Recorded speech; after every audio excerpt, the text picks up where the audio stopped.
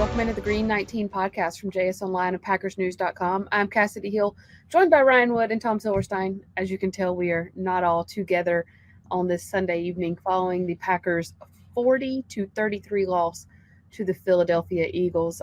Spoon back in Wisconsin, watching this game from afar, but getting sort of the big view of it. Spoon, I know you probably saw a lot on TV with reactions and stuff, so I kind of want to hear some of the stuff you saw. As we said, the Packers fall 40-33 to the 9-1 Eagles. No one was really surprised, given the way the season's been going, that they lost tonight to now the 10-1 Eagles.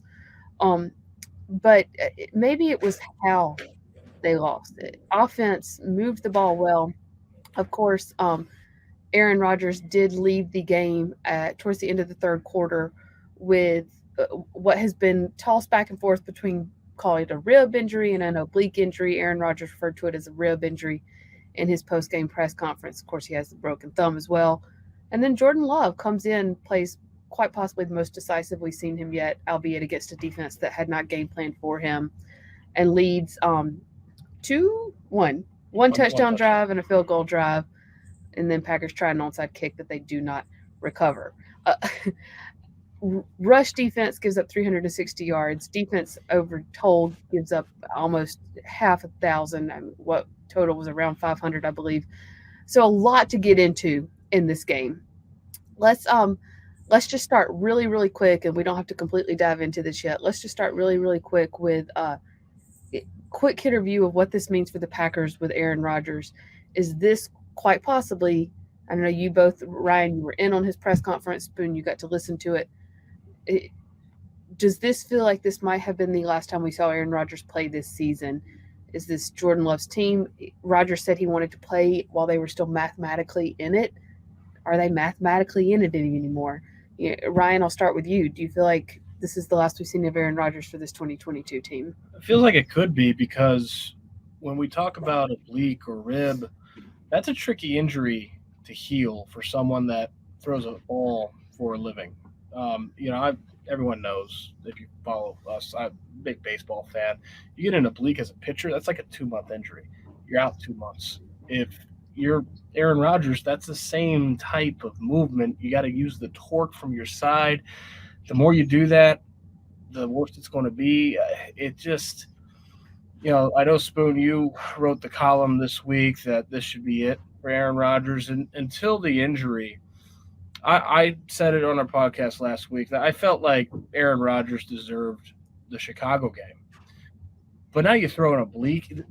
He's not a bad quarterback. He's a battered quarterback that turns 39 years old on Friday. He's got a broken thumb on his throwing hand. That's been obviously a significant thing all season. Now he's got the oblique. Yeah, I mean, I'm with you, Spoon. Shut it down. And you saw some fresh blood off the sideline tonight in a really, really solid, strong performance from Jordan Love. So, Spoon, if you're Rodgers, is it worth the risk to continue to keep playing? And if you're Packers, is it worth the risk of possibly offending Aaron Rodgers by saying we want to see what we've got in Jordan Love for the final 5 games? Well, I don't think it's a huge risk for him to play. I think it's probably more painful unless he's got, a crack that threatens to puncture his lung or whatever. Guys play with broken ribs. They wear flak jackets. They get shot up. It really is just kind of a pain management thing. But, they are out of the playoff race. I mean, there's just no way they're coming back. And what good does it do him to continue to play if he wants to play beyond this year? I mean, a hurt quarterback is going to get hurt more. And there's just nothing left for him other than either his ego or insecurity about Jordan Love. But that shouldn't matter to him. I mean, he's got a contract. He's got a huge contract for next year. So, they need to shut him down. I just think that's the move to make. And it could be for 3 weeks. Maybe they just let him heal, get through the bye week and everything, see how Jordan Love does. And maybe if he wants to finish out the year or something like that, you could do that, but you gotta. I think at this point, their best chance or best move is to play Jordan Love. We're going to get into a lot more of Jordan Love in a little bit, but as we were kind of saying, as we were talking about this before we got started, the reason they lost this game tonight is because of the defense, specifically the run defense. The defense gave up 500 yards total to the Philadelphia Eagles, and they gave up, I want to say 360, but I just want to make sure, 363 on the ground. They gave up 100 rushing yards to a quarterback in the first quarter. In the first quarter. Things on the list of things I never thought I'd see. That's pretty high up there. Jalen Hurts finished through the air 16 of 28, 153, 2 touchdowns. He had more yards on the ground. He finished with 7. He had more rushes than he had passing completions. That's incredible. 17 rushes for 157 yards. It looks like a video game. The box score looks like a video game. It really does. Easy mode. They had 200-yard rushers. Malik Sanders finished with 21 rushes for 143 yards and 2 touchdowns on the ground. And Malik Sanders, I believe, also, had 3 receptions for 17 yards. Miles Sanders. I'm sorry. I had Malik in my head for some reason. You know coming in that that's what this offense is going to do. You know what Jalen Hurts is going to do. You know what he's capable of. Guys, I talked to several of the defensive guys after the game, and, they all said, well, that's the game plan was the game plan, and that's kind of what Jalen Hurts does. And, we had missed tackles. That's just the kind of football player he is. We have to be better with missed tackles. They have another quarterback like this next week who might even be even more dynamic on the ground than Jalen Hurts is. And, they said, well, none of them said they were worried about it being an issue before next week. However, there was also a lot of tension surrounding possibly what the Packers did do on defense, specifically with the game plan. Just kind of the feel I got from players around the locker room as well. Frustration with maybe the fact that they spent so much of their time with their back to Jalen Hurts. This was one of the few games where you want Joe Barry to run zone, and they didn't. There were times defenders were looking up, Spoon, as one of them said to me in the locker room, way too many times tonight I was 60 yards downfield and looked up and realized Jalen Hurts was running right at me. Rasul Douglas was one. That one run that Jalen Hurts had in the first half, where it looked like Quay Walker, I don't know if he was spying him or not, but if he was, he went to the right side, and it completely vacated the right side of the defense, completely vacated the left side of the defense. Rasul Douglas was on the right side of the defense, back turn to the play, had no idea, and he ended up saving a touchdown on it, but it had no idea. To your point, it was stunning. I also just want to throw this in there real quick before I get y'all's opinion. After I finished talking to Packers defenders and the locker room had cleared out, went over to the Eagles locker room. Most of them had cleared out as well, but A.J. Brown was still in there. So talked to him for a couple minutes. And I said, were you surprised, given your quarterback, the type of defense the Packers came in here and played? And he said, well, usually you're going to play zone with a spy. And so it was a little surprising that they didn't do more of that. And so all of that to say, that's on coaching, no? That's on who's calling the plays?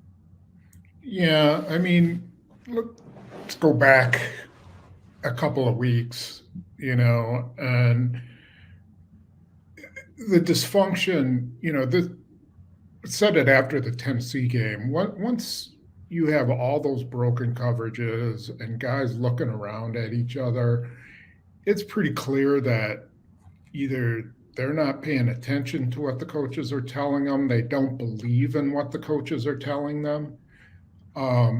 And today was a perfect example. They just looked like defeated, unorganized mess. And remember, they had 10 days to prepare for this team. And Philadelphia in its last 3 games, I think the most it had gained was 360. But then it was like 314 and 260 and had been held at, I think, 141 yards was the most rushing. And in a week, of preparation for them, they just destroyed everything that Joe Barry threw at them. I mean, it was darn embarrassing. And it's pretty clear that the players aren't buying into it at all. And yeah, there's nothing they can do now. I mean, I think Joe Barry's future is cast. He's not going to be around next year, and I wouldn't be surprised if he's not here tomorrow. Um, but the players have to take their end of it. They still needed to make tackles, and there were times they were in position, and there were times they played zone, and they still gave up first downs. Whatever the case, it's easier to fire one coach than it is 11 players, as they like to say. And to your point, Spoon, about players having to do their part as well, they all mentioned the missed tackles.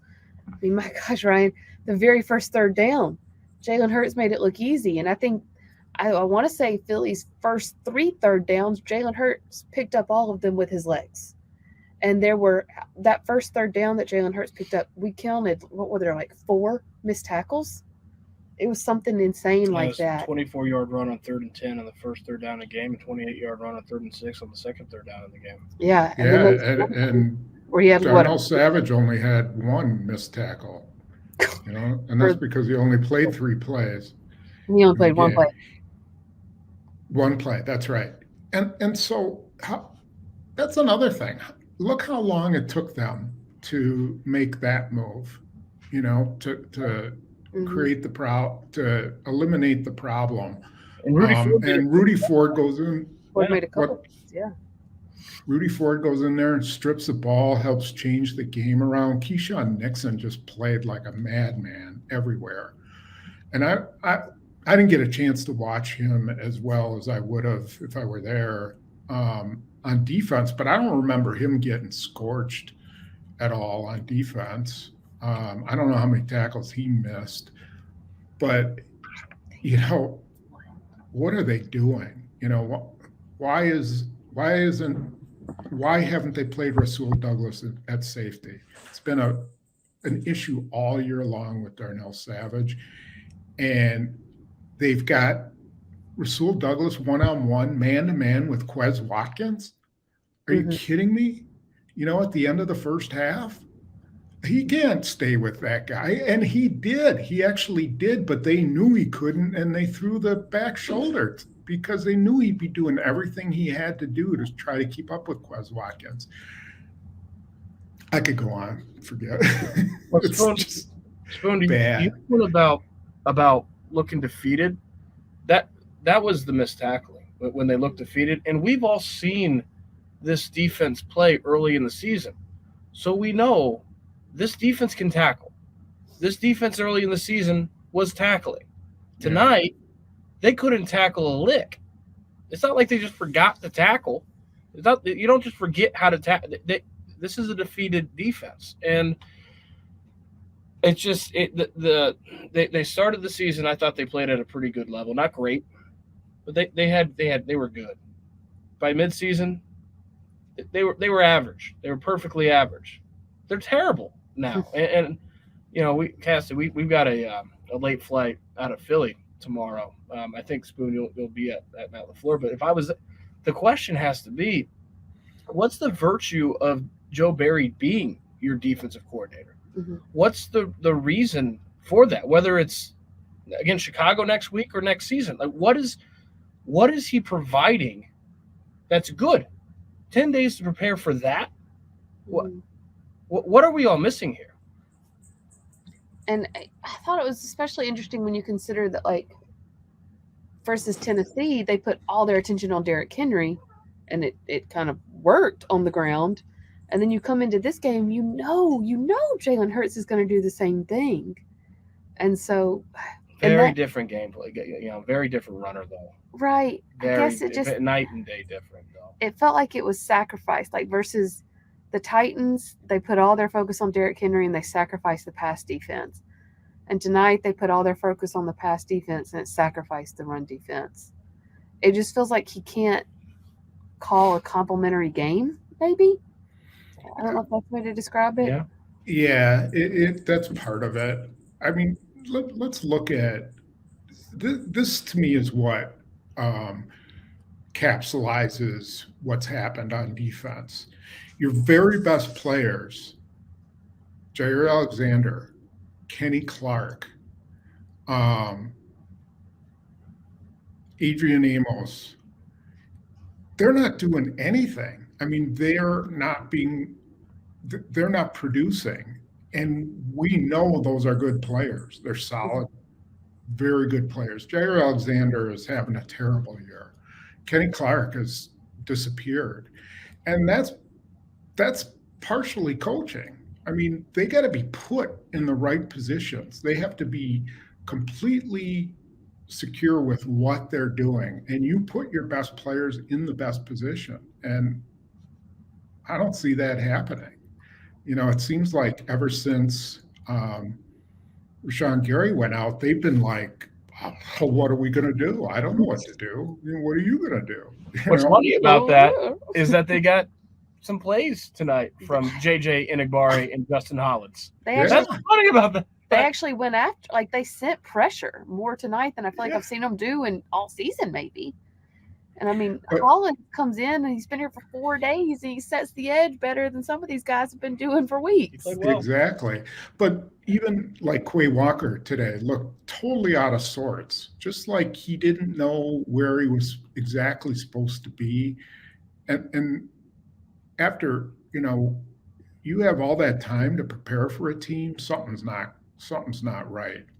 They miss Devondre Campbell. That's the thought I get. For sure. And Devondre Campbell's not having he wasn't having the first team All Pro season last year, but they really miss Devondre Campbell, and Quay Walker misses Devondre Campbell the most. To have that guy next to him in the defense, time and time again tonight, I'm just like, man, this defense is missing Devondre Campbell. And you can't say that Quay Walker isn't playing hard because the guy was like almost passed out on the fumble return. I was shocked. I mean, he was really gassed, but that's how he plays. He was fast enough to return that for a touchdown. He should have. Jalen Hurts got wheels, not just when he's got the ball. Yeah, but if he doesn't run out of gas, he scores there. Anyway, you get the point. I mean, your best players, if all of your best players aren't making plays, then to me that's on the coaches. You said, what's the point of keeping him here any longer, especially now that they're sort of mathematically eliminated? Spoon, I know you've been sort of on the side of what's the point of firing him before the season's over, but at this point, is there, to Ryan's point, is there any point in keeping him? No. It should be done tomorrow. It should be, it's over. I mean, the season's over. The argument that if you don't do it soon, you start to lose your players? Yes, absolutely. And if you're willing, every week that Matt LaFleur props this guy up and says, keep him, he loses guys. It's threatening for him to lose guys. So he's got to do something. He can't be indecisive any longer. If he is, I look as a huge weakness for him. And I know he's close to Joe Barry and all of that, but you got to make a decision that's best for the team. There's no benefit to keeping him at defensive coordinator another day. There is benefit to letting him go now. And the benefit, you got to make a decision, right, on who's the next defensive coordinator, who replaces Joe Barry. Mm-hmm. You got to see what you got in Jerry Gray to have it's the same situation as the quarterback position, to get all the intel and information to allow you to make the best decision possible. And at defensive coordinator, Jerry Gray, he might be a candidate. You got to see what does a Jerry Gray defense look like, and then go and compare that to external candidates. There's clear benefit to that. And I would start contacting people. I would start contacting Vic Fangio. I mean, when you don't have a defensive coordinator, then go ahead. I would call him. I'd call up Jim Leonard again just to touch base and say, let's talk after the season. You're not the Wisconsin next head coach, so hey. I just think the earlier you can start on it, the better. Yeah, get ahead of the coaching carousel. But the thing about it, I'm sorry to interrupt, but one last thing is, I'm just kidding. If the defense even plays like it had played the last couple of weeks, they win the game. Yep, they could have won the game. Well, here's another. I'm sorry to interrupt. No, go ahead. Here's the other point that I think needs to be made. This Philly offense in no way, shape, or form was quick clicking on all cylinders. This was not a high-functioning offense coming into tonight. 2 weeks ago, in their lone loss against Washington, they had 4 turnovers. Last week, they scored 17 points on the Colts. They post 40 tonight, 363 yards rushing, and they had not been playing well at all. I think part of that, too, goes into what you were saying earlier about with the missed tackles. That's the sign of a defense that's given up. This game started 14-0 in the first 6 minutes. And then the offense comes back, 13-0. And then the offense comes back, takes the lead. Then you saw the defense start to play a little harder. You saw in the second quarter tackling get cleaned up. It was kind of like, oh, well, dang, we might actually have a chance to win this game. Let's get our crap together and start playing like it. If they play like that from the very beginning and they don't give up 13 points in the first 6 minutes, are we sitting here talking about the Packers still being in playoff contention? It's stunning how unprepared they were on all phases to play, from giving up 13 quick points to the interception on Josh Myers just doesn't block a guy. And the guy's Javon Hargrave, who's a guy you got to block, to the Keyshawn Nixon, who, hey, he's fun as hell to watch. He is. But the first kickoff was not so much, where he muffs it in the end zone and then stumbles at the 9-yard line. It's stunning how unprepared, given 10 days to prepare, in all phases, how unprepared they were to play. Right. I would say that in special teams they were pretty good. I mean, they covered well and they blocked their butts off on the kickoff returns, and then Nixon made the most of every single block. So I would say that's the one area where, and the one thing, just to get back a little bit on offense with Rodgers, what I saw was a guy who had 10 days without playing, without his thumb getting banged around. And he played like that. You could see the ball came out of his hand a lot better. But that's not going to happen anymore, okay? So he's just had a game where it probably got banged around again. Now he's got ribs. That's why I would sit him this week, see how he's, give Jordan Love another chance, see how he's feeling after the bye week. And if you want to finish up the season with him, but get Jordan Love a start, at least one start. And probably, 2. You should probably start when the Rams come back. But Rodgers should be out there when he feels okay. I mean, I wouldn't completely sit him the whole rest of the season unless you put him on IR. But you've got to let Jordan Love's play be the deciding factor. So get him in there next week, maybe the week after that, after the bye. And then if he's on a huge roll, then you just go with him. And if you want to bring Rodgers back, fine. Why would you bring Rodgers back? I feel like I kind of see that. You mean this season or after the season? If you shut him down now, they're going to be out of it. And it's the same argument again as the defensive coordinator. The biggest decision looming for this franchise is what to do, what crossroads to take at quarterback. Get all the intel you can, because this season's done. They're going nowhere. So now it's all about getting the intel so that this does not repeat itself next season, putting yourself in the best position. I just don't see any reason if you do make that move, and I think right now is a good chance to make that move. Let Jordan Love build on 6 of 9 for 113 yards, touchdown, 146.8 rating. Let him build on feeling confident.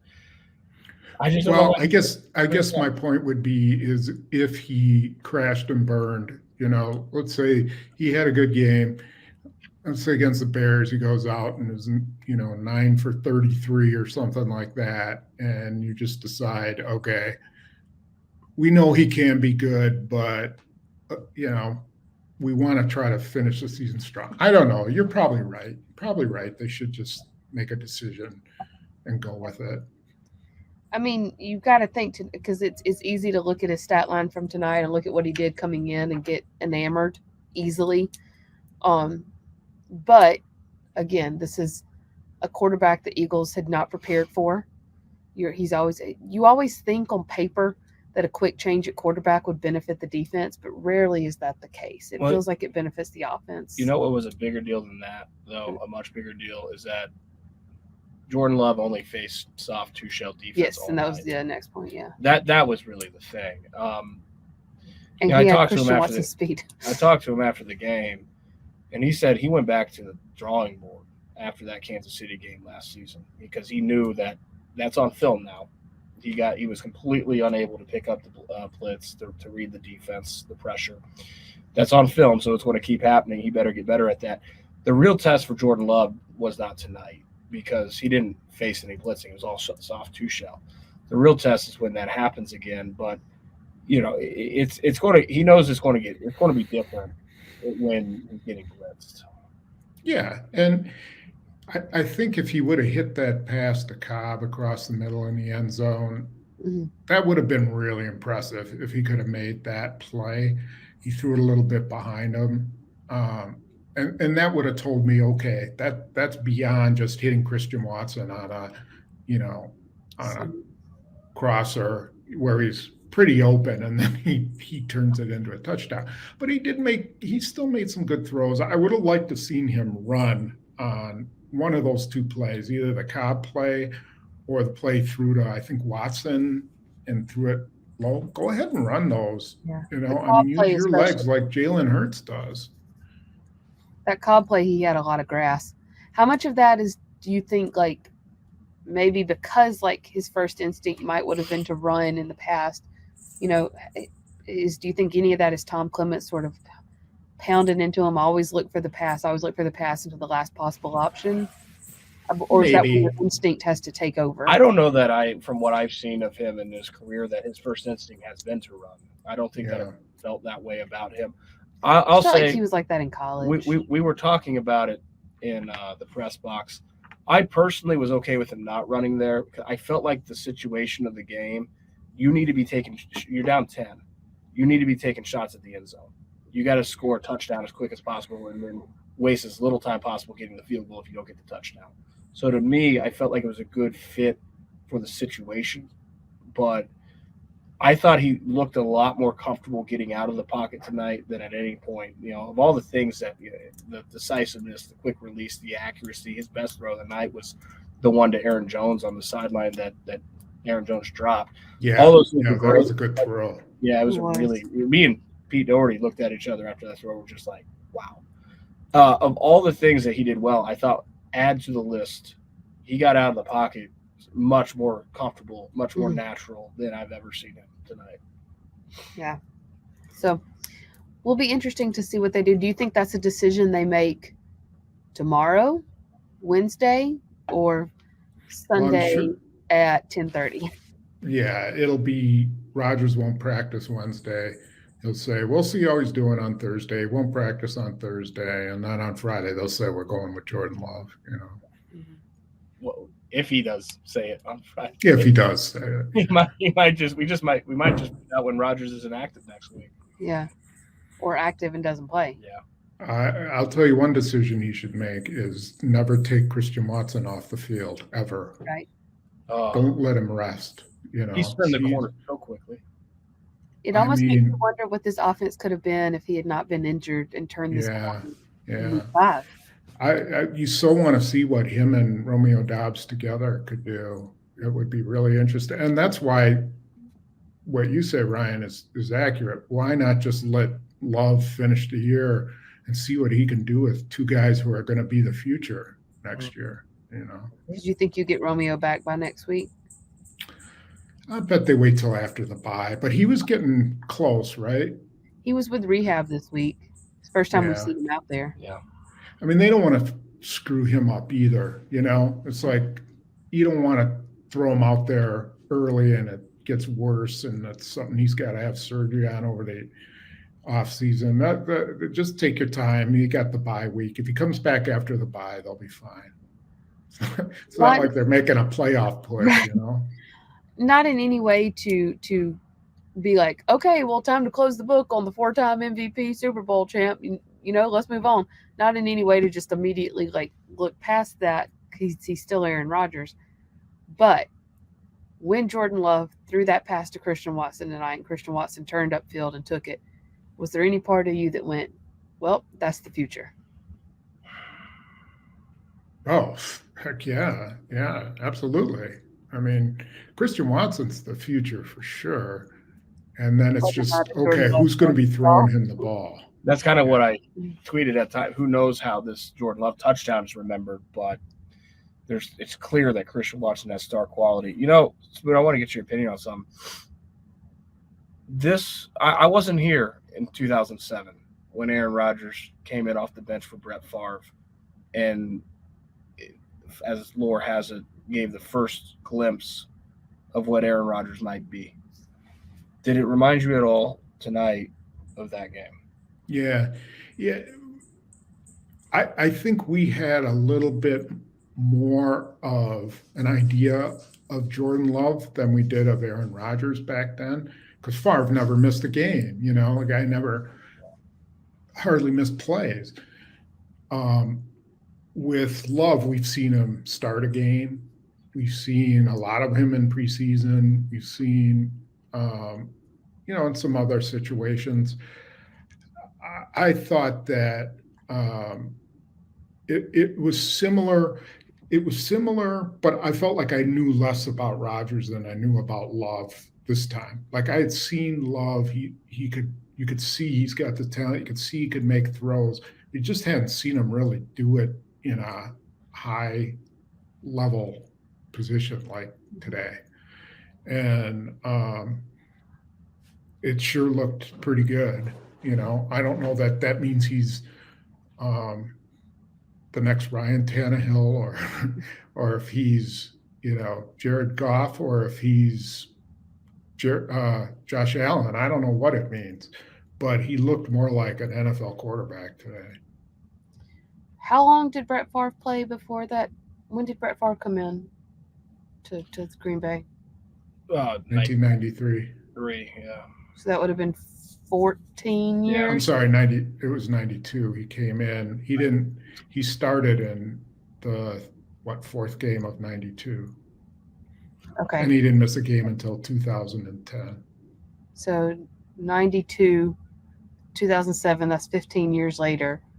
This, in 2 days, or by now 1 day, because it's 1:30 here, that's the 15-year anniversary of when that game happened. So I don't know. I'm being poetic. It's too late for me to figure that out. I can't do math on my best. Yeah. I'm just saying it's somewhat fitting that Favre played for 15 years and then Rodgers came in and gave a glimpse of the future. And then almost 15 years later to the day, you have this kind of sort of the same thing happen. I don't know. I'm possibly reaching. Let's not try to tie this all up in a bow, okay? Let me write my movie script here, okay? It's coming together. We still don't know if Jordan Love's going to be the future here. Did you know Aaron Rodgers would be the future after that game? I mean, my best guess is he won't be here next year. How that transpires, that's a big question.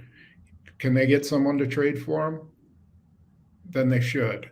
But what if he doesn't want to retire and they can't get anyone to trade for him?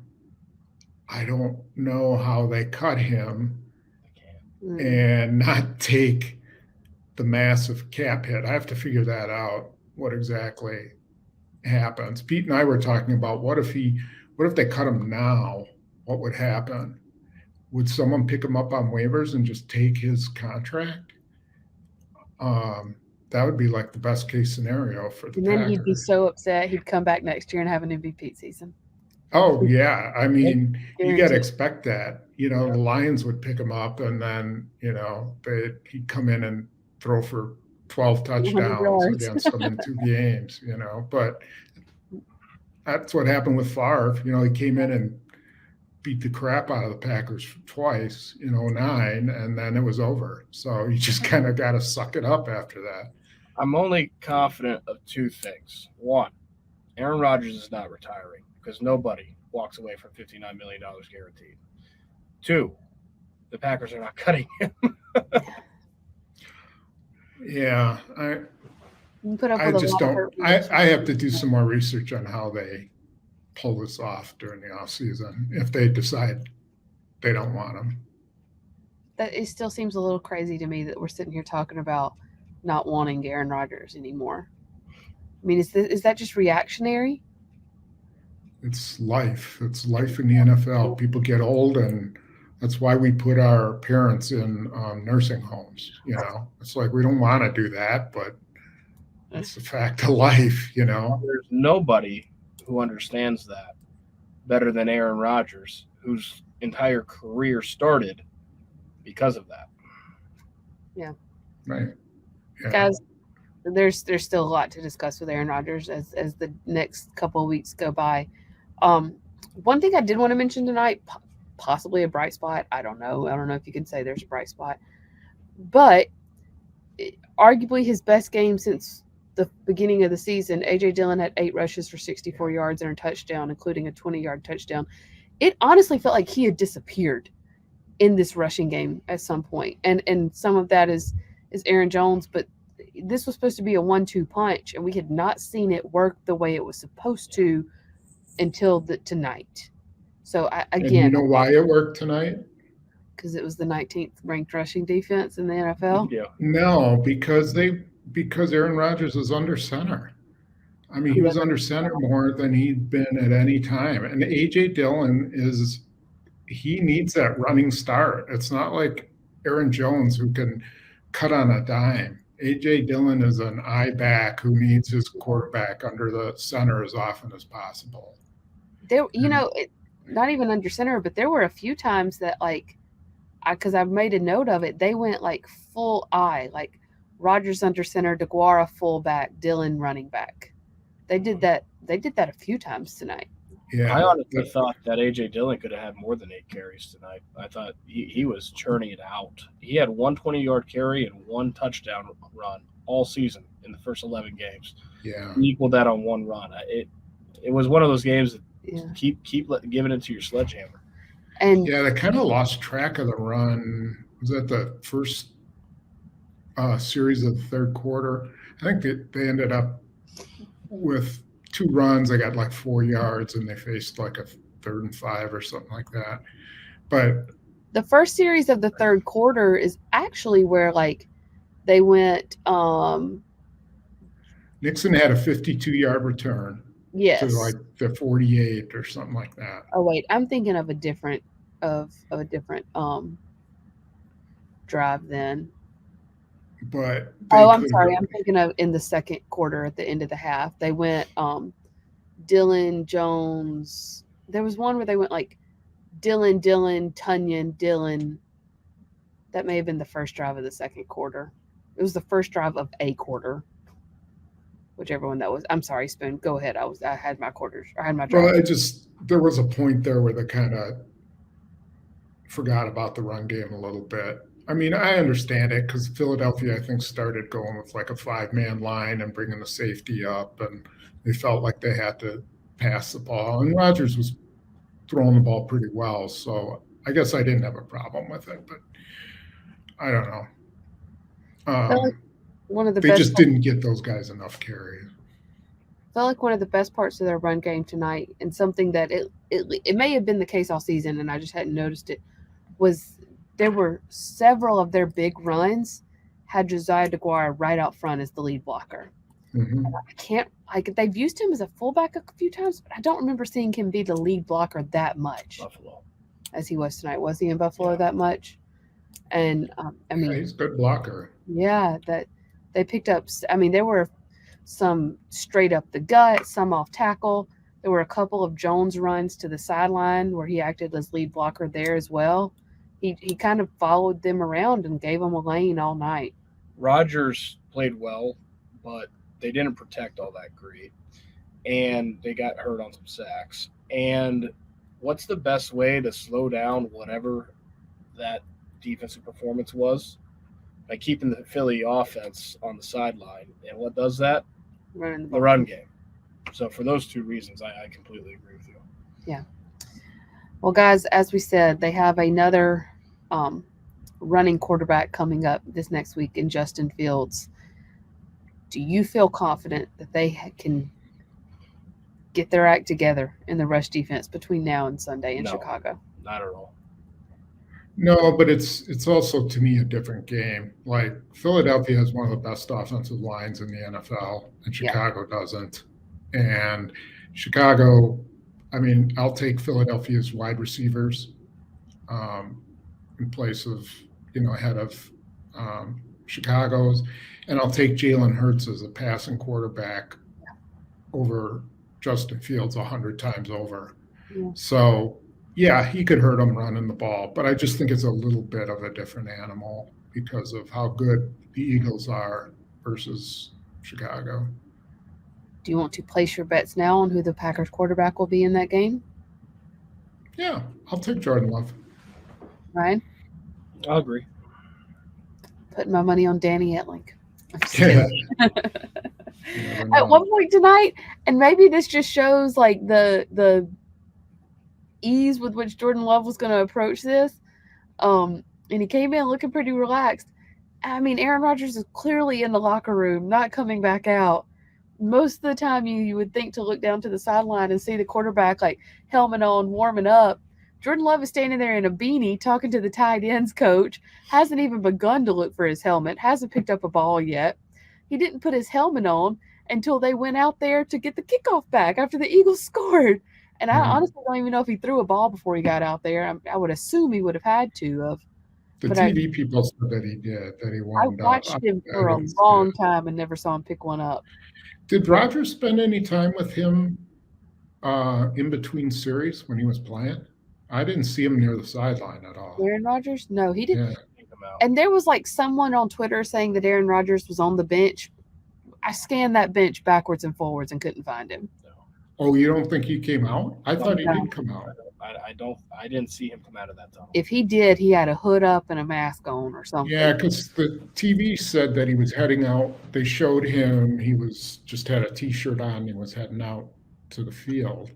Now, I just barely glanced at that. And people on the blog said that too. But I don't know. Maybe he had like a jacket on that you couldn't tell it was him. Maybe. That shot that they showed, I assumed that was him going to get the x-rays.